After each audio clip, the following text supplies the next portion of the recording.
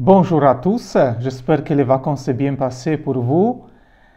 Nous sommes dans la paroisse Sainte-Thérèse. Je suis très heureux qu'après le temps estival, nous pouvons commencer une nouvelle année avec la fraternité.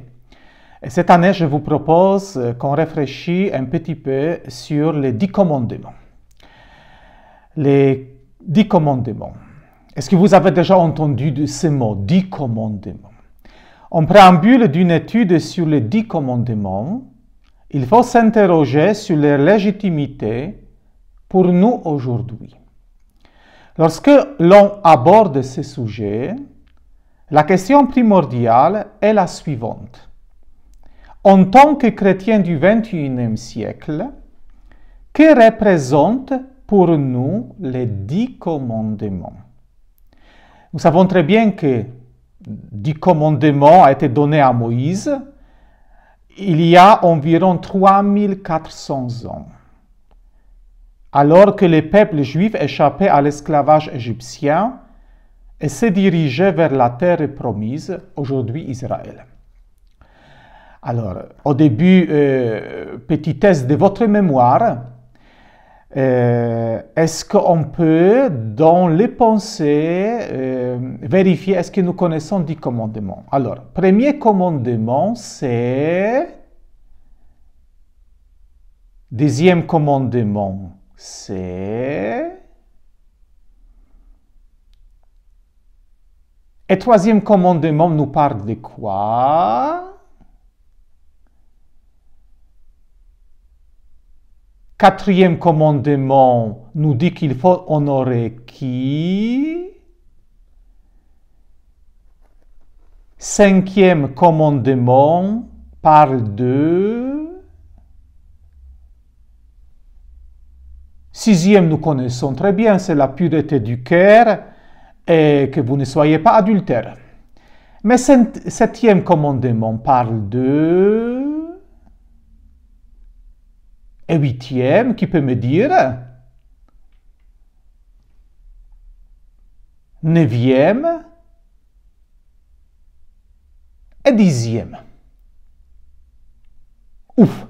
J'espère que vous avez bien réussi dans vos groupes, minimum 1-2 personnes qui connaissent bien les 10 commandements.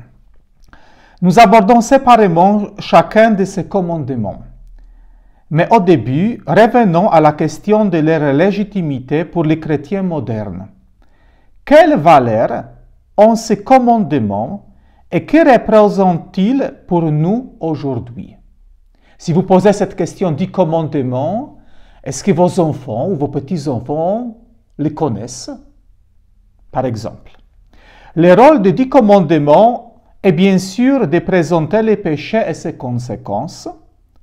En tant que chrétiens, ils sont importants car ils nous guident afin de nous donner les moyens d'éliminer les péchés de nos vies et ce procédé est appelé la sanctification.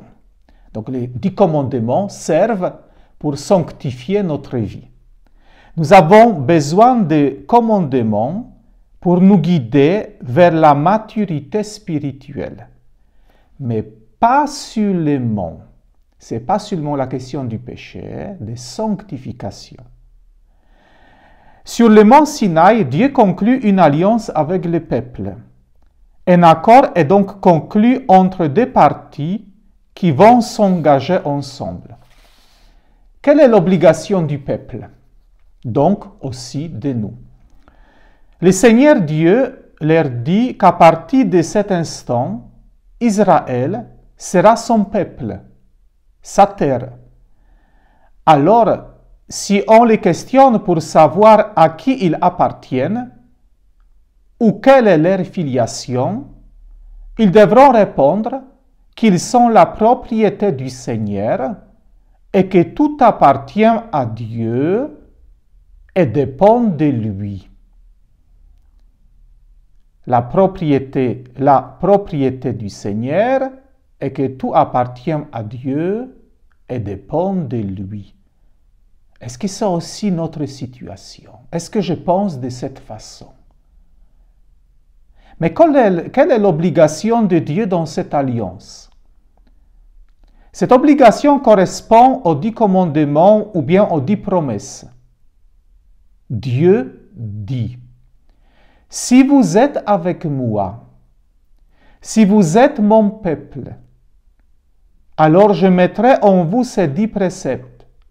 Je vous promettrai d'aimer, de respecter les biens d'autrui, d'être chaste, d'éviter la haine qui mène au meurtre.